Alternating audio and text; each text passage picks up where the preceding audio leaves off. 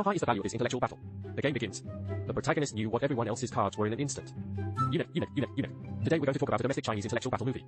A masterpiece with a mysterious, bloody twist. The director's high energy, funny, and somewhat crazy ideas are very avant-garde. How avant-garde, you ask? Can you believe it? The Dora snowball that's all the rage online nowadays. Was watched 10 years ago. And this movie is his most mind-bending work. Just its title.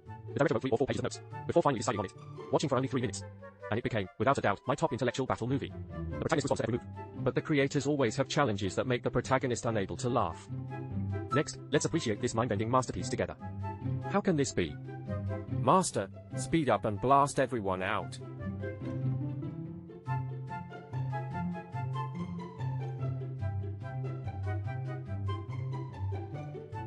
Did I just join the Xiao team?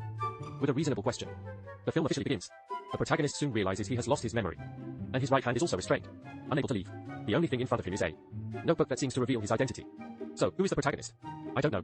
Because that's just an MBTI test. After racking his brains, the protagonist seems to have only remembered his name, Nanlu Jijing. Why did the director name the character he plays Nanlu Jijing? There are also many different opinions about this online. Fortunately, I found an interview clip of the director. Nanlu Jijing has the world's greatest master. Back to the movie. Xu Jie understands that he has no other choice at the moment. Only by winning this don't do challenge. So he began to deduce. Don't do challenge. Each person has 3 cards. And there are 5 people in total. That is 3 times 5. There are a total of 15 cards. If these 15 cards are distributed equally among 5 people, that would be 3 cards per person. 3 cards? Are there such coincidences in the world? The protagonist realizes he is playing a logically rigorous game. The rule is that you cannot do what is written on the card above you. This game's choices. Because our lives are a don't do challenge. Everyone's vote has an invisible card. What you can't do, you actually really want to do, but still can't do it, right? But the protagonist doesn't know what the punishment is if he does. Pay attention to the next shot. Let's see how an excellent director doesn't use a single line of dialogue, but only through clever visual language, can make the audience understand the character's traits. Hello, genius director. Where are we? Who are you? The protagonist starts to seek help. No need to ask for help, Ma. Let someone else be punished once. Wouldn't we know what the punishment is? How will the other side respond to you?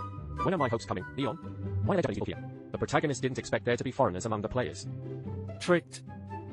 The other side is not a foreigner. Then why did he just speak Japanese? Could it be that the card on the protagonist's head is actually cursing? This person actually intentionally lost to be executed. The protagonist is about to be punished. But strangely, the day of punishment did not arrive. It turns out it's a don't do challenge. It's easiest to be caught and counterattacked when attacking. Then why isn't the protagonist considered to be cursing? He's gambling. He's gambling. The other side really is... He was just stating the facts. In other words, when the protagonist was attacking, he had already considered this. It can be said that the other party has been under the protagonist's control from beginning to end.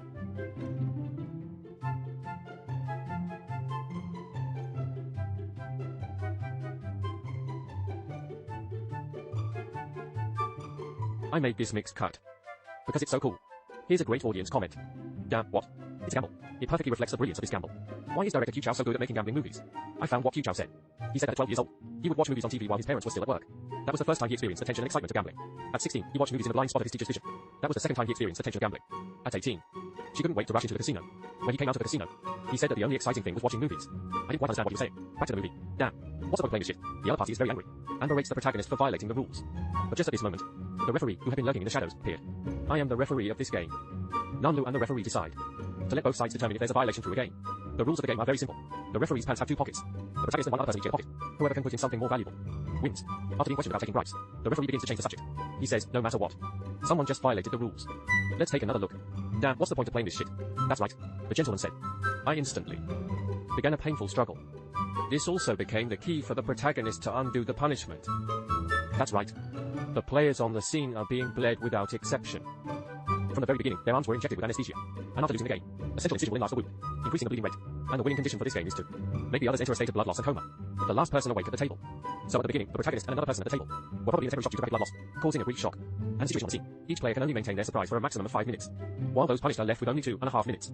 But just when everyone thought that the creator of the bet was a heartless bastard, he said such a thing. I will donate this blood to public blood banks free of charge. It's really hard to hate him. But after knowing the rules, everyone chose a winning strategy of a don't do challenge. That is, do nothing.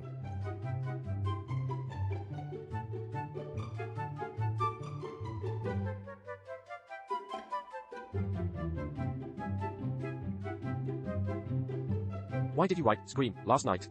Damn it. What are you doing? Information gap. This is the key element that all top institutional offenders can never get. Those who have mastered the information have mastered the victory of the game. Undoubtedly know themselves. Why is the moment closest to victory on this table. Everyone's heart rate quickens. The faster the heartbeat, the faster the bleeding. Time for everyone on the scene begins to decrease significantly without exception. This tense situation caused the unconscious contestant to lose consciousness again. There's nothing else to do. We can only attack. Pay attention, everyone. The director's approach here is very clever. Generally, directors would use composition and dialogue to make the audience pay attention to his character. This is different. He drew a red circle right here. Xiao Shuai took out a notebook. He claimed it was absolutely impossible. Does anyone know what he wrote in his notebook? Having watched Dora, I'm breaking out in a cold sweat at this moment. It turns out his father was written in that notebook. The experience accumulated from a lifetime of gambling. Please remember this. This is an important foreshadowing. Suddenly, Xiong started to laugh. I've completely understood this game. If you do the action on the card, you'll lose, right? This part seems insignificant. But in fact, this person is a master of card switching. This is his card just now. Many viewers will have questions. What cheating method did he use to achieve the card switch? Here we slow it down. Then you can see the director's rigor. There are no loopholes. He really is a master. Soon, there were only Xiao Shuai and the protagonist left on the field. You can see that the pace of this section has sped up. This part wasn't the director's intention. It's because the commentator doesn't like this part. He's skipping through it. Soon we skip to the end. It's almost over. If he keeps going on like this, his life won't be guaranteed. And Tommy too.